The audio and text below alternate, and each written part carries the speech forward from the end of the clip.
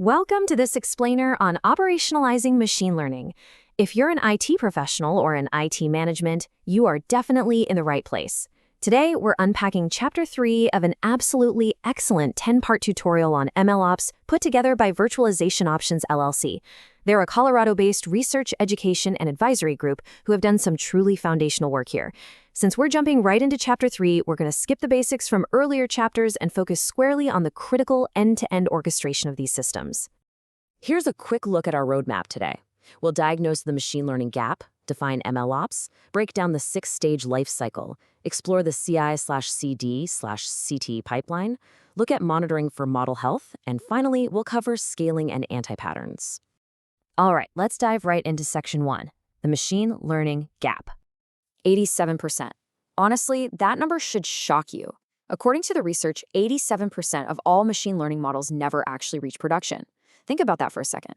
Think about the immense compute power, the highly specialized talent, and the massive budgets poured into those models, only for 9 out of 10 to literally never see the light of day. They never get put in front of an actual user. So why does this happen?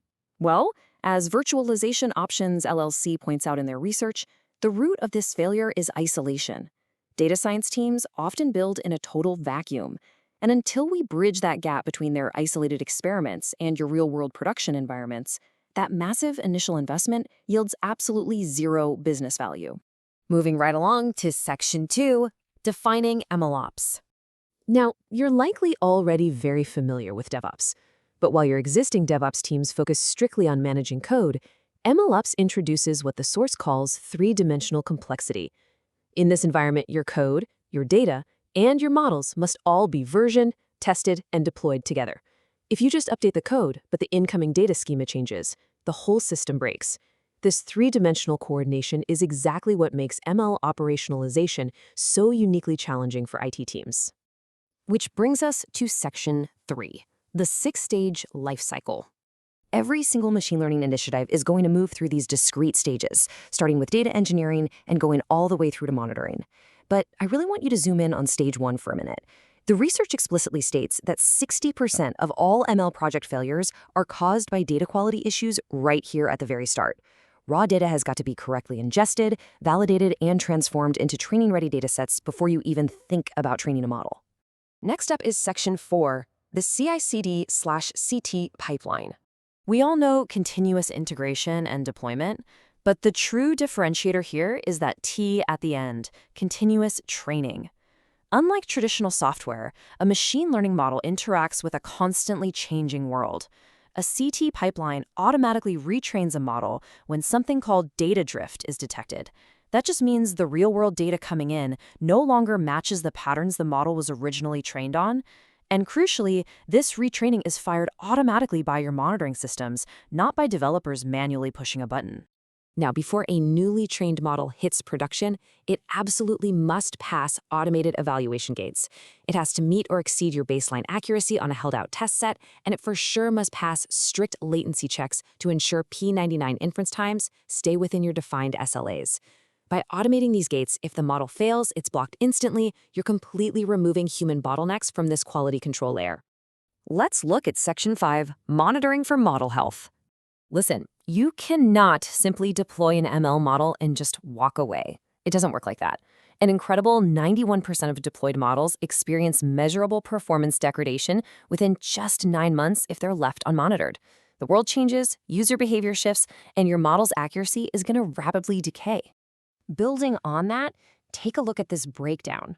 A massive 60% of these project failures trace straight back to upstream data quality issues. We're talking about sudden schema changes, missing fields, or broken data pipelines that are silently corrupting the inputs. To the naked eye, this makes it look exactly like a model failure, when in reality, it's an underlying infrastructure failure. So to combat this silent corruption, IT leaders need 4 solid layers of defense. It starts at the bottom with your basic infrastructure metrics, like CPU and latency. Then it moves up to data quality, then model performance tracking, and it culminates at the very top in business KPIs. You absolutely must connect standard server-level metrics directly to your business outcomes. Finally, we've arrived at Section 6, scaling and anti-patterns. As you scale this up across your organization, you have got to ruthlessly eliminate self-inflicted anti-patterns. First up, notebook-driven production. Jupyter notebooks are fantastic for exploring data, but they severely lack version control and modularity. Second is manual deployment. Emailing model files around is just a massive governance failure. It bypasses security checks and completely destroys your auditability. Every deployment has to go through an automated pipeline. And third, of course, is ignoring post-deployment monitoring, which we know practically guarantees model degradation. Instead of falling into those traps, go for quick wins to build organizational buy-in. Week 1, mandate experiment tracking so absolutely everything is logged. Month 1, lock down an immutable model registry. And by month 3, automate your first deployment pipeline. The big takeaway here is that you need to treat MLOps as foundational IT infrastructure, kind of like your data warehouse, rather than just a one-and-done project. I'm going to leave you with a really provocative question taken directly from Chapter 3 of the research. Can you measure your model's business impact? Because if you can't measure its contribution to revenue or cost reduction or risk mitigation, you really can't ever justify the MLOps investment to your stakeholders. So build the discipline today to turn those data science experiments into reliable, business-valuable systems. Thanks for joining us for this explainer.